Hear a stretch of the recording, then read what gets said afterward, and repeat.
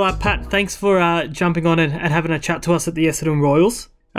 So let's just start, I guess, with your earliest memories of the club. So you actually played some junior football at, it would have been Essendon City back then, right?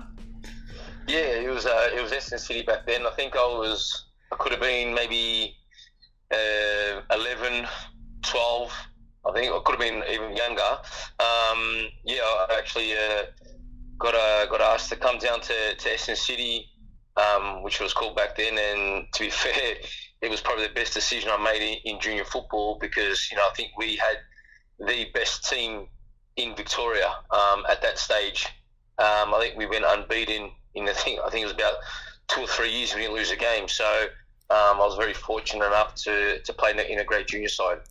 And what was the club like at that point? So everything was at Ormond Park still? Yeah, it was Ormond Park. It was very, very family orientated. Obviously I went to school with a lot of the people that went there. Obviously, if they were younger or older. Yeah. It was a real community club, a real family club, a club that also we would go and watch the senior team on the weekend. So it was a great time, sort of in my life to be part of that club. And do you remember, like, who were some of the players that you played alongside?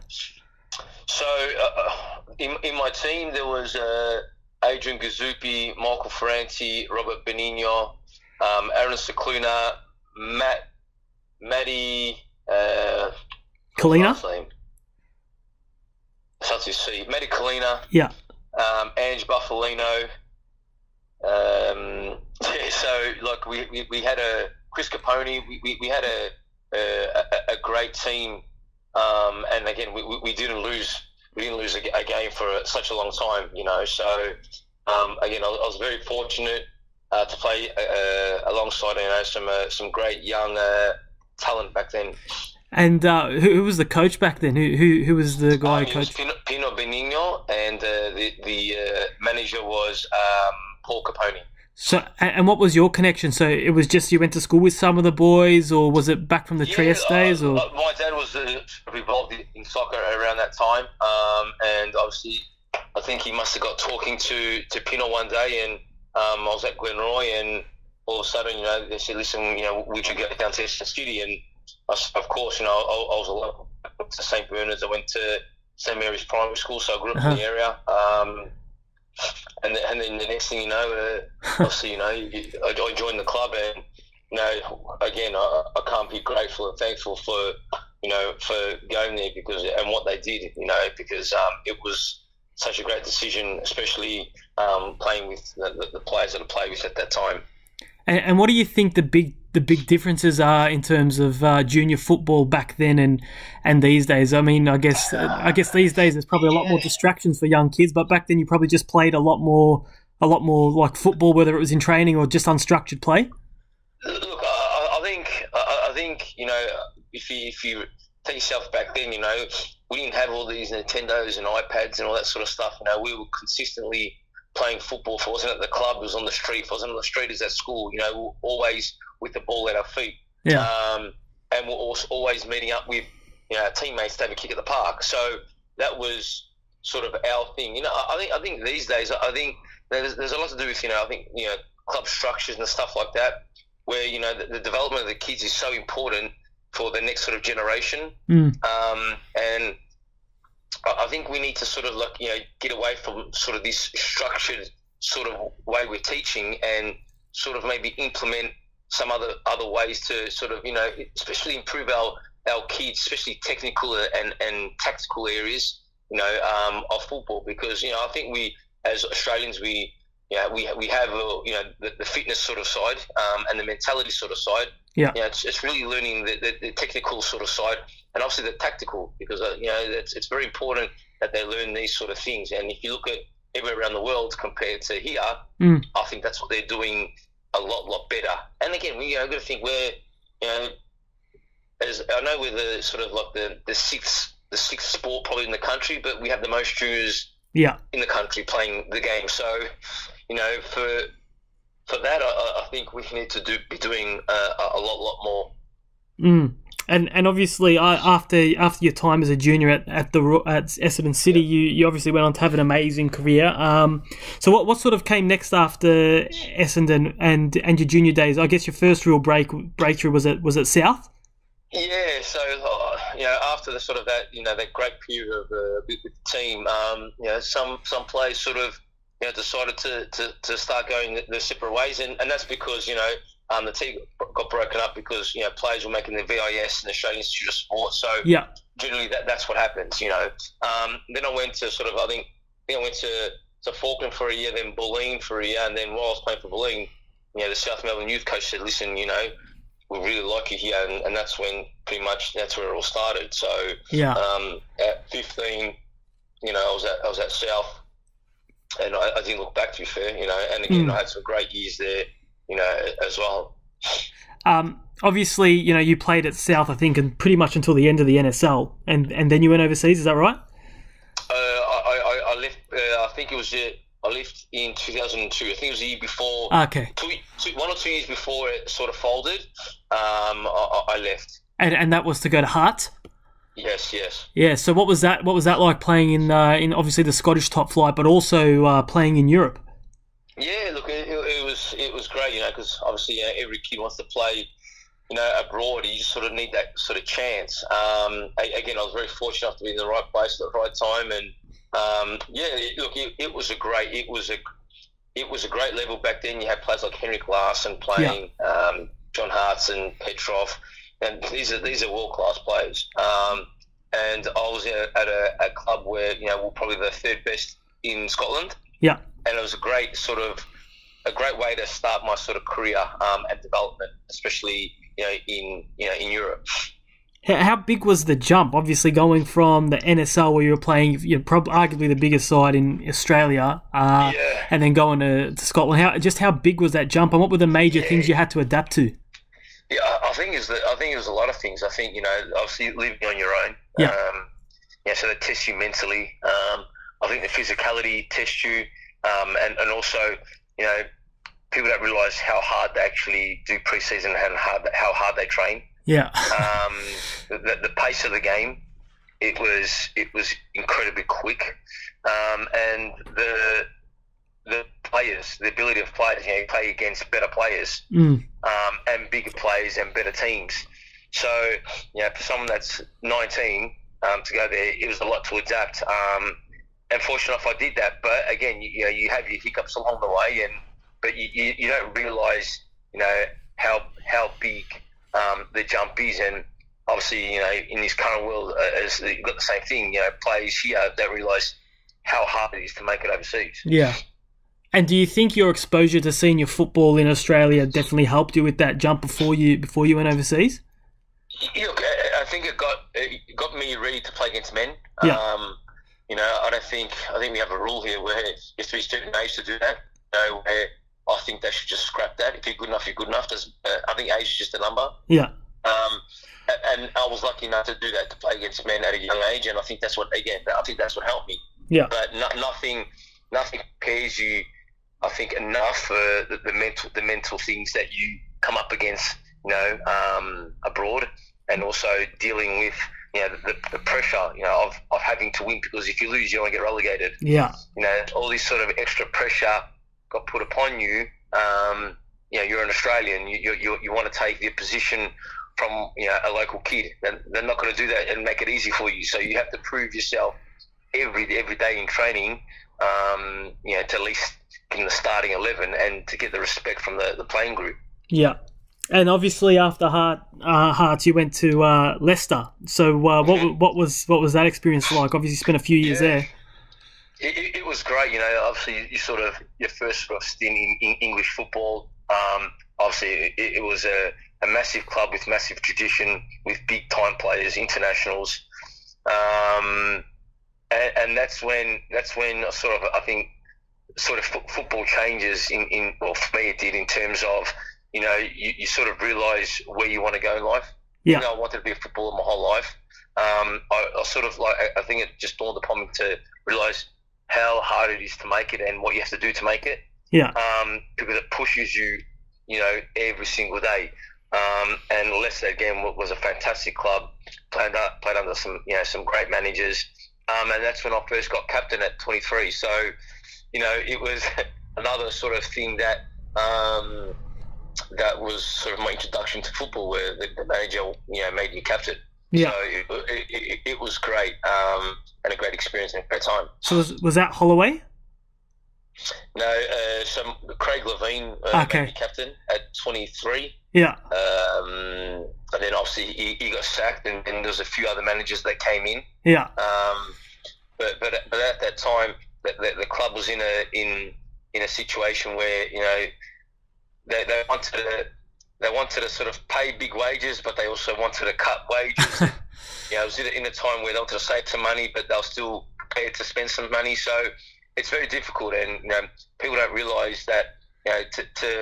You see Leicester today, but they've spent a lot of money. Yeah. And I think people don't understand that a lot of these clubs spend a lot of money for success, and that's just sort of another added pressure where you have to realise that it's a results business, and you've got to win as much as you can. Yeah. Because there's a lot of money and a lot of pressure from the fans and all that stuff riding on that. Club owners and. And I don't know if you watched the sort of discussion that they had on Optus Sport with the likes of Dukes and all that sort of stuff. And one of the topics that came up were battling for promotion and fighting against relegation, which is something you did quite a bit of at both ends of that between Leicester and Leeds. How much do you think such a system, regardless of how realistic that is right at the moment, but how much, if we were able to implement that in Australia, how big a difference would that make to, I guess, the standard of play at both ends of the table and the football in general here? Yeah, look, I think if you had that system where there was relegation and promotion, I think it'd improve the game and the game model by far. Because there's added pressures that are put into it, and the standard of football has to be good. So you have to get players into the league and into your club. Yeah. At the moment we have a system where there's no relegation or promotion. Yeah. So it doesn't matter who you bring in. It doesn't matter if you lose, really, because there's no consequence. Where if you brought in relegation and promotion, you can't afford to lose the game, because if you do and get relegated, there's another team coming up and you're going down the bottom, and you've got to be prepared to go back up again. Yeah. I don't think it's at the scale of overseas yet in terms of that, but if you did bring in the system, the first thing before that, you need a lot of money to do that. Yeah. The funding needs to be there for that to happen. You're seeing clubs fold because they can't be sustained. But I think it would improve our domestic league. I think you'd be forced to push players a bit more. Yeah. So maybe more youngsters, would get an opportunity to play. Mm-hmm. And maybe encourage, clubs to get some good foreigners to improve the standard and improve the clubs. Yeah. Before we move on to, I guess, your time as a player back in Australia, obviously you had a stint at Leeds as well, which was, obviously very impressive. Tell me about that FA Cup game at Old Trafford. I'm a United fan, so I remember the game. I remember the game pretty well, and how well you played. I think it was Beckford that scored the winner. Yeah, Jermaine. Yep. What was that occasion like? Yeah, look, to be fair, when I went there, the club had obviously a massive history, massive supporter base, and you didn't realise how big that Leeds were until you actually went there. Yeah. I think starting from the back, so since I went there, they won a pre-season. There was this confidence and belief that we could go to any game and win. Yeah. And I generally felt that. So, going to Old Trafford, as intimidating as it was, and pressure as it was, I thought that if we scored first, they couldn't beat us. Yeah, and that's what happened. To be fair, look, it was a great occasion for all the players that played and came on. A great occasion for the club and the fans. It was a surreal moment. Yeah, as an Aussie, that you don't realise what you have accomplished until years down the track. Yeah. So look, it was a great day and a memory that will always stick with me. But we talk about football and growing up football in this country. They're the moments that you push so hard here, so that maybe one day get a chance to do that, and that's when all that hard work paid off here. Yeah, and what about the rest of your time at Leeds? So you played under Simon Grayson. I don't know if he was the manager on that day at Old Trafford. Sorry? Was Grayson the manager for the game at Old Trafford? Yep. Yeah. So have you watched Sunderland Till I Die? I haven't yet, no. Oh, okay, because obviously he's the coach at Sunderland in the first season. So what's he like as a manager? Yeah, look, the gaffer's great. He was great to me, to be fair. He's the one that brought me in. He was good with the players. He was very, very knowledgeable, and he knew very quickly what he wanted to do and how to do it. And it was this is what we do, and there's no going out of that. So it was complete structure within what we had to come up against. So if we played against different systems, we knew what to do. And he really mostly concentrated on us. A lot of coaches sometimes concentrate on the opposite. They can need to concentrate on themselves first. Yeah. And that's what he was very good at. He brought in some players that were very tight-knit and had a good culture within the group. And he managed it well. And he was great for our group. Yeah. So one of the things I admired about your career was, sticking at it in second and third division football in England and really making that dream come true of playing as long as you could overseas. How many offers were there to come back to the A-League before you did come later in your career? Yeah, look, the hard thing is when you're overseas and all that, sometimes clubs they own you, so it's very hard to sometimes get out. It offers a lot of chances to go and play at Tottenham and Fulham and Newcastle. Yeah, you understand quickly that sometimes these things aren't you haven't got control over. Yeah, I think they're difficult ones to swallow, because that you could add another club, another big move, or what have you. You know what I mean? Yeah.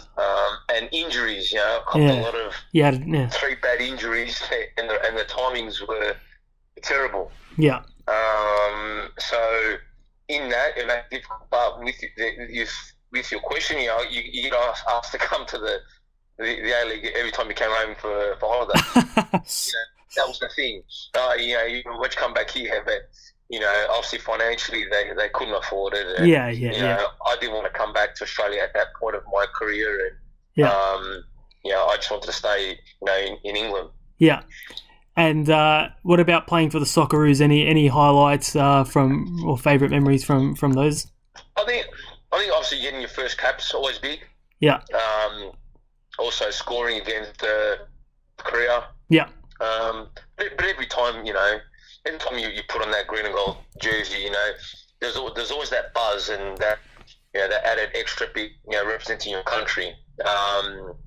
It was fantastic. Every time we played or we met up, it was always a great occasion, and something that I missed, because obviously I missed the World Cup in 2010 because I snapped my knees. Of course. So, stuff like that. You had a chance to. You get a chance to sort of, go to the World Cup, and there it goes, just from one injury. So they're the difficult things to swallow as part of your career. Yeah. But there's a lot of as there are many highs, there are also many lows. Yeah. And tell me about obviously coming back to, it was Melbourne Heart when you signed for them, and they became City. In your second season or third season? No, they came halfway during the third season. Okay. Yeah. Yeah. And so how did that sort of come about to come back home and play for Heart? I think it was my sort of contract was running out at Leeds, and there was a couple of offers to stay in England, and then an offer came on the table from Heart, and I just had a young family back then, and I thought, let's just maybe it's time to go home recharge and have all the family there, especially with the newborn, and just to try and finish up my career, back in Oz. And that's what we chose in the end. Yeah. And so obviously, they became City. So I guess the whole club changed almost overnight. What was that transition like? Yeah, it was crazy because no one really knew. And then the next thing you know, we're at Epic Stadium, and the top sort of 8 people within the CFG group are there in Epping, and then you think, wow, what are these guys sort of doing here? And then obviously we realised that the takeover of the club.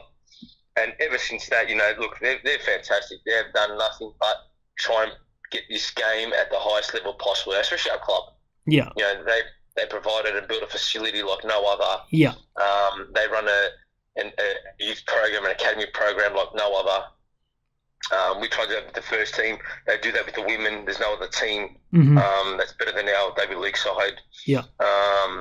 There's no what everyone else is doing, but they're trying to emulate as best as they can with the resources they have, to be as professional as they can look overseas.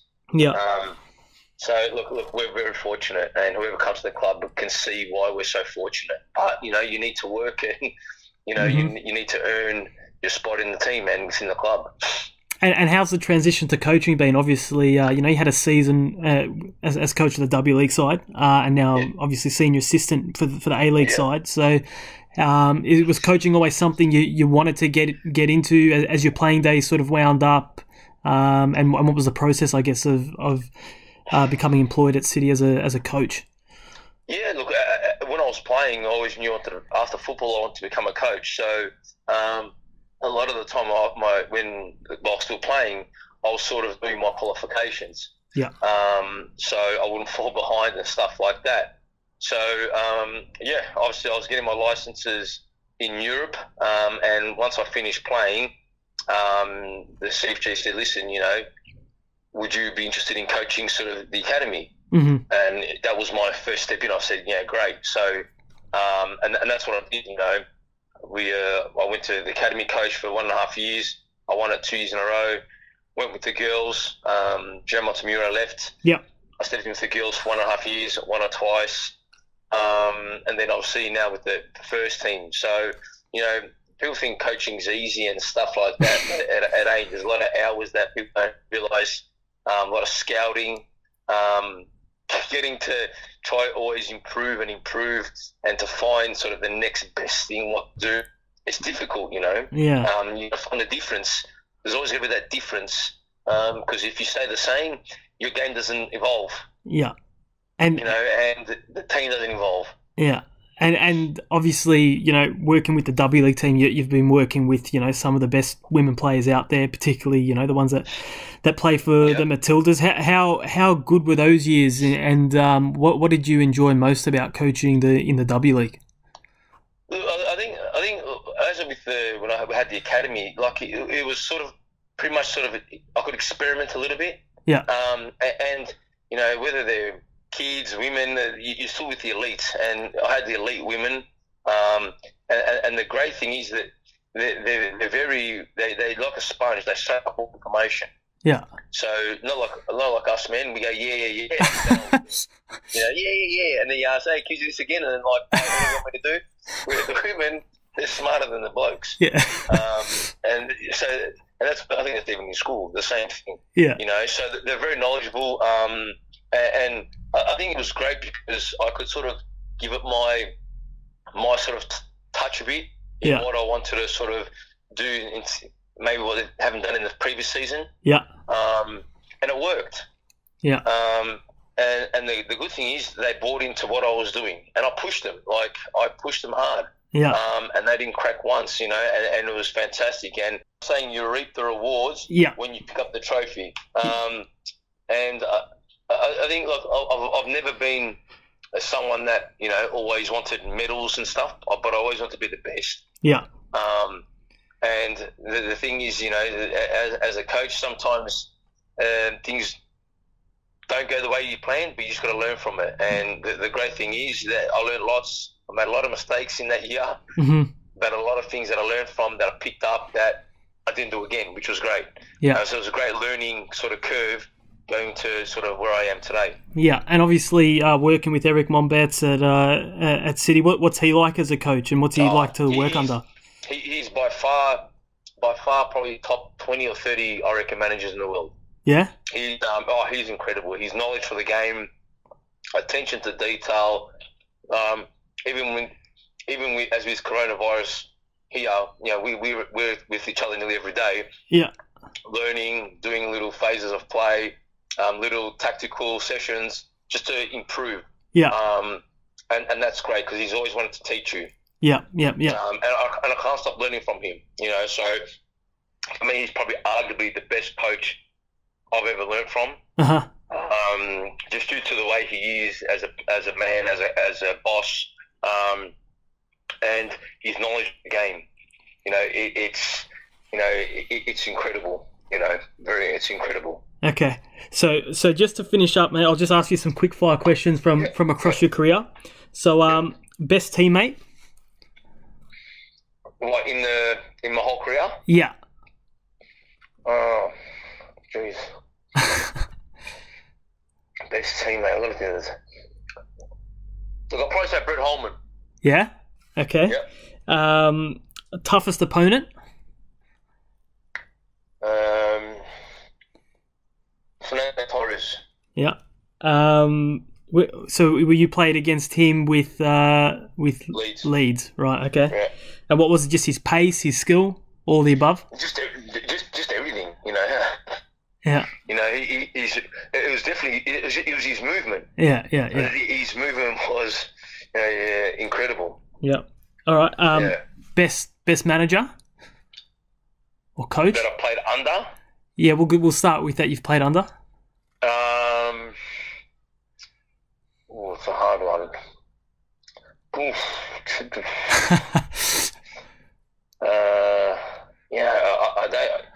I'm going to say Michael Peterson. Okay. And what figures more highly for you when you work under a manager? Is it their man management, or what they do from a coaching or a tactical point of view? No, I think it's everything. I think you need to have everything. You need to manage your players. I think that's the secret. People don't realise how much man management is. Man management is like 80% of the job. He was great. I think his knowledge from when he was at Ajax to implementing it at South Melbourne was incredible. That's where the learning started for me. Yeah, beautiful. Yeah. Well, Paddy, thank you so much for your time. Appreciate you giving up a better part of half an hour. That's okay. Thank you.